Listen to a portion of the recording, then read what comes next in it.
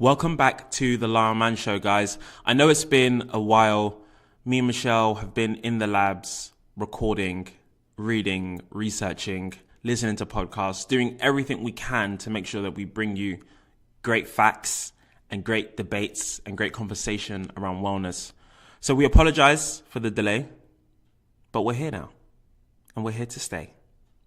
We have some amazing content for you over the next few weeks, and this season is by far probably going to be the best thing you've probably heard around wellness. But before we get into today's episode, which will be on intermittent fasting, I would like to talk about one of our sponsors, Roman. Now, did you know 52% of guys will experience erectile dysfunction at some point in their life? Studies show that 70% of you guys who experience erectile dysfunction won't talk to your doctors. ED is like a check engine light. It's often the first sign of something more serious going on, like high blood pressure or high cholesterol or heart condition, diabetes, anything along those lines. ED can be the warning light or the telltale signs that something more serious is going on. Roman is a one-stop shop to treat your ED from home.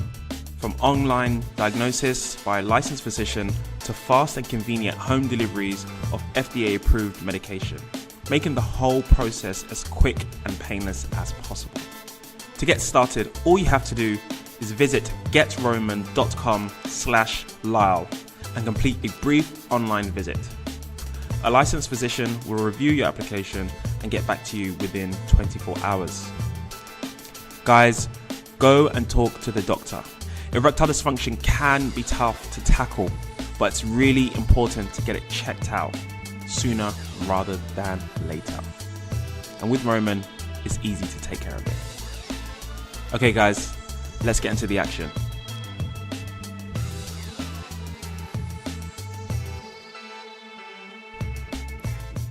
We took so long to do this again. I know, it's crazy. I know, but it's, now we're into it. We're going to be banging these out every week. 2019, sure. This is the year of the Lyle Man Show. Oh yeah, get ready for it. Get ready. And we also have the app. The app's out now. Yes. So make sure you guys check out Lyle.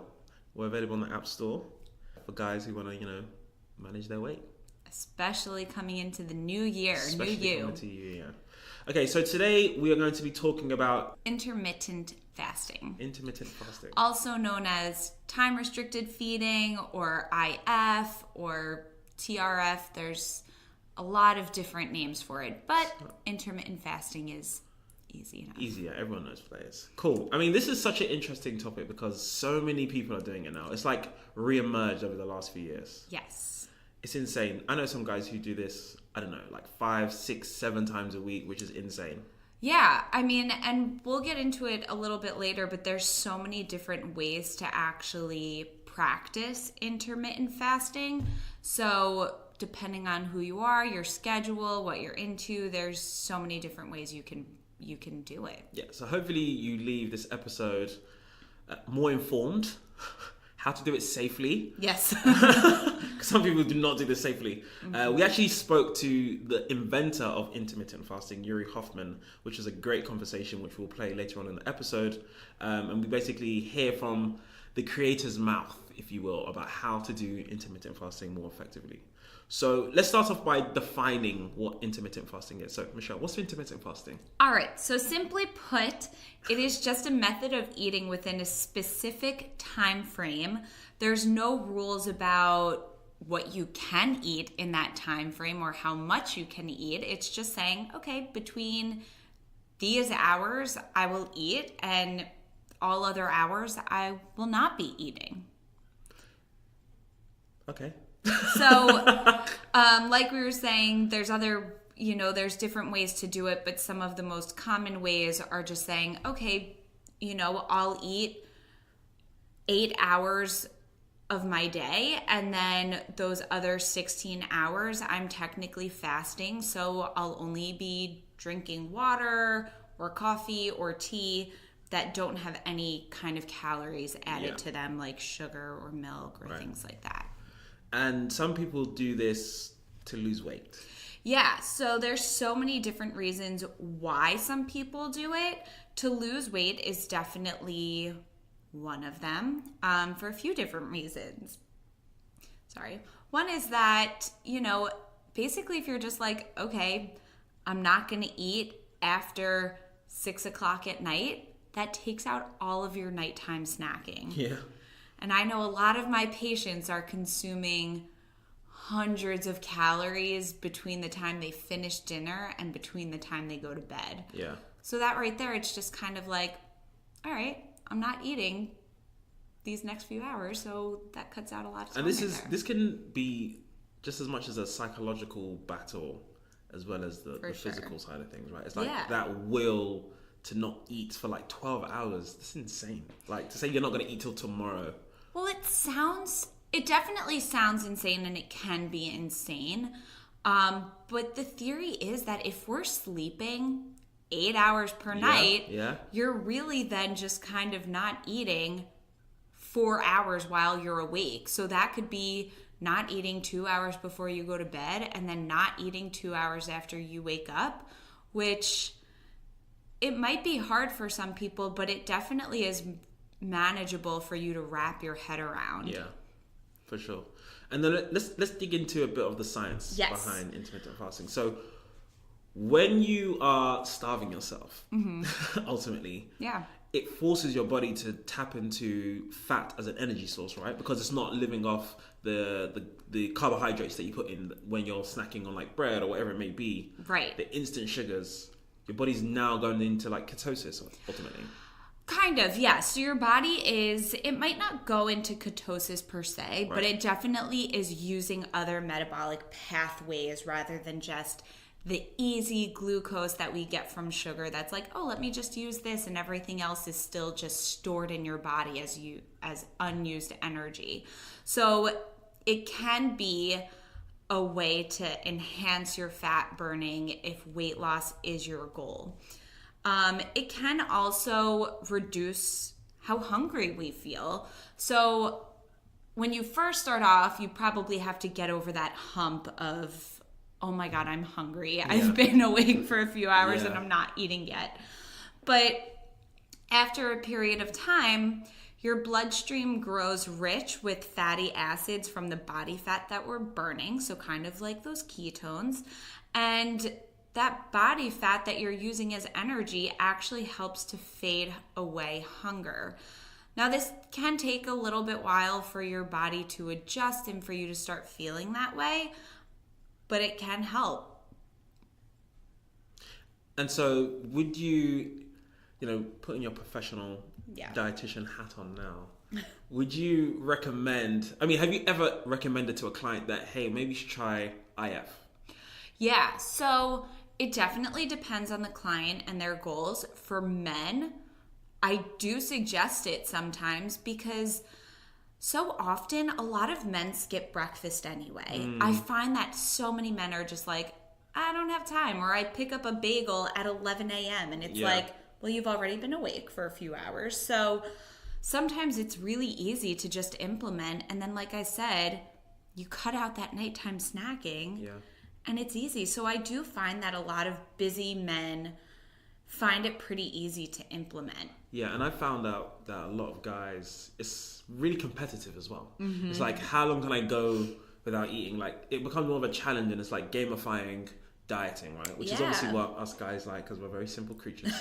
So we like to play games. Definitely. So it's just like, okay, let's see how long I can push this for. And then it's like, oh, I'm not going to eat breakfast. And it becomes more of like, you get the bragging rights almost to like, be like, hey, I'm doing IF. It's like a really cool status right now. Like, I know a ton of like these hedge fund and VC guys, like, oh, I'm trying intermittent fasting. Yeah, like they just drink their black coffee in the morning until 12 o'clock hits, and then they're like, all right, it's lunchtime. I've been fasting for 16 hours. Yeah, and another reason why it's really popular with guys is because when you actually do open up that window where you can eat, there are like no rules. So these guys binge. And I'm sure there's like an eating disorder waiting to happen during this period, but it's like, there's no rules. I haven't eaten for 12 hours. They go crazy for like this 3-hour window where they like overindulge. Some so what do you think about that? Some don't. I think it all depends on your mindset and why you're deciding to implement intermittent fasting. Right. Like I said, for some people, it definitely helps them reduce their hunger levels. So by the time their lunchtime rolls around, they're like, all right, like I can enjoy this meal. Whereas other guys are definitely like, I haven't eaten for 16 hours, I'm going to go hard. And I think it also depends on your physical activity. You know, if you're getting in a workout during your fasted time, you might be starving by the time your mealtime comes around. In which case, you might binge and you might overeat. And that's where there are a lot of gray areas with intermittent fasting. Like you said, with the no food restrictions, is that like, if you don't know how many calories you should be eating or what you should be eating, you could still be overeating, even though you're eating within a smaller time frame. Yeah, it's like, this is weird. And your body can only process so much within a certain period of time. So it reaches a point where it's like diminishing returns on the amount of food you're eating. Like, this is actually just going to be a waste now. Definitely. And obviously intermittent fasting is super easy to follow as well. Right. But do you think that most guys, like in my experience rather, I found that guys who, you know, do intermittent fasting, they use it, it's almost like an excuse to not eat healthy. I mean, I'm always, like, intermittent fasting might be good for like fat burning and energy, but ultimately I'm a big proponent, as you know, of what you put in. Yeah. Like, it doesn't matter if you're fasting for 1,500 days or 1,500 hours. If when you do eat, you're still eating processed food, you're still eating garbage. Right. It's like, this is still no good. Yeah. I just want to take this time out to talk about one of our sponsors and supporters, Roman. Roman is a one-stop shop to treat your ED from home. From online diagnosis by a licensed physician to fast and convenient home deliveries of FDA-approved medication, making the whole process quick and easy and painless.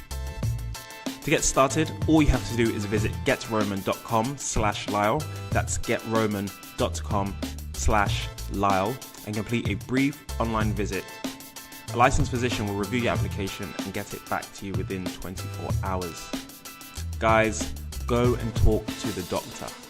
Erectile dysfunction can be tough to tackle, but it's really important to get it checked out. And with Roman, it's easy to take care of. Get FDA-approved medication shipped right to your door with free 2-day shipping. Your ED meds will always be shipped to you in discreet, unmarked packaging. So no need for awkward encounters or awkward conversations. You can really take care of this on your own with the help and support of Roman. Okay, let's get back into the action. I mean, like I said, it really depends on the individual and their goal. When I'm counseling one of my patients to try intermittent fasting, I highly encourage, I'm like, you break your fast with protein and vegetables and healthy fats. Like, I encourage people to eat healthy within that window because it really shouldn't be an excuse to eat crappy food just because it's been a while. But that also is a benefit to intermittent fasting, is that there's so many less rules around it, so people do have an easier time following it, and that they're like, okay, it's not a diet, like a paleo diet where I'm confused about what I can or can't eat. Or Whole30, where it's like, is this Whole30 approved? Exactly. It's like there's no real instructions to it besides being like, figure out your time of window and stick with that. But I do have to say that,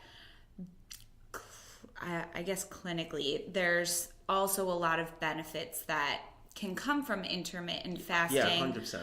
And so men that are doing it for that are highly encouraged to eat a lot healthier. So it has shown to reduce chronic illness and inflammation and reduce our risk for cancers and digestion and stuff like that. So for the men that are doing it for preventative reasons, they're the ones that are definitely breaking their fast with really nutrient-dense foods like vegetables and fruits and, you know, healthy proteins. Right.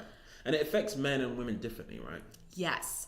So women, our hormones are just very sensitive to the fasting. So a lot of time it can actually mess up women's hormones. And the insulin resistance as well. Right. So men adopt to it much easily, and their bodies enjoy it much more than women's do.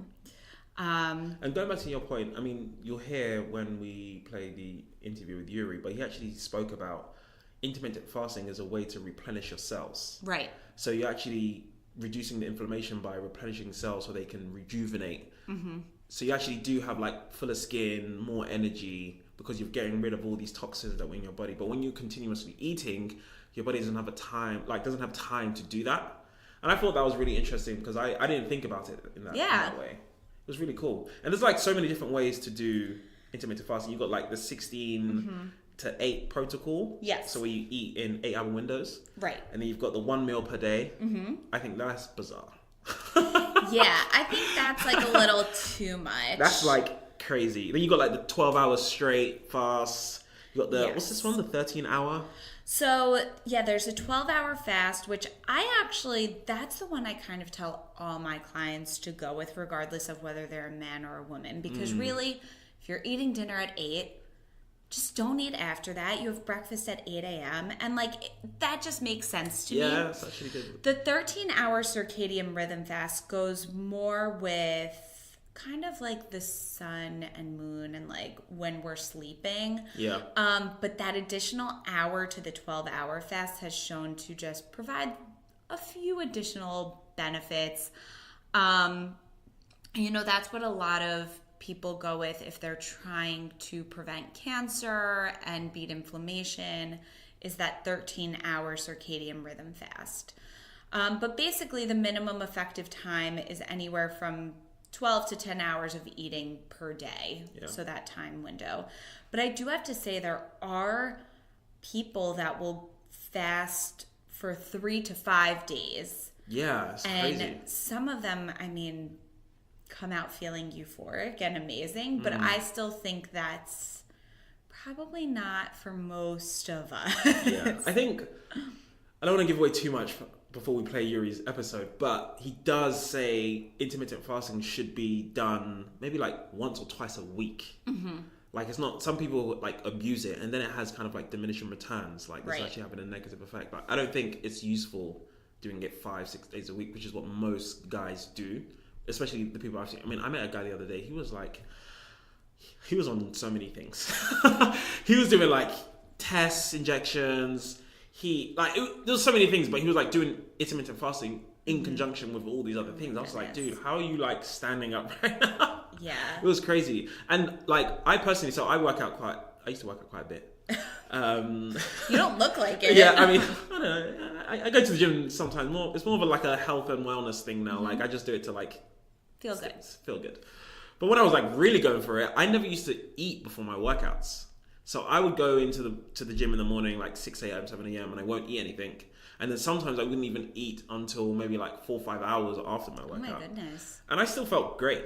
Right. Maybe I'll drink some water, but a lot of these protein companies, these supplement brands, they will tell you have something before, have it afterwards, and then have it with your breakfast. I'm you don't need to consume that much. Right. I think the window for how much protein or food you need to consume post-workout is a lot wider than people think.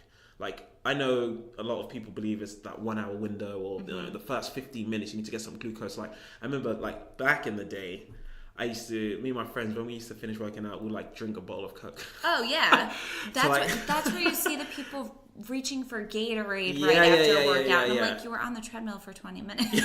I'm I used to do all sorts of things, but the window for consumption after working out is a lot wider than an hour or 10 minutes. What do you think what do you recommend the time window be? I usually tell people wait an hour or two to actually have something, mainly because our digestive system gets a little different after working out. Our body's am I digesting this food or am I repairing the muscles you just worked out? It's kind of you can't do both at the same time. Yeah.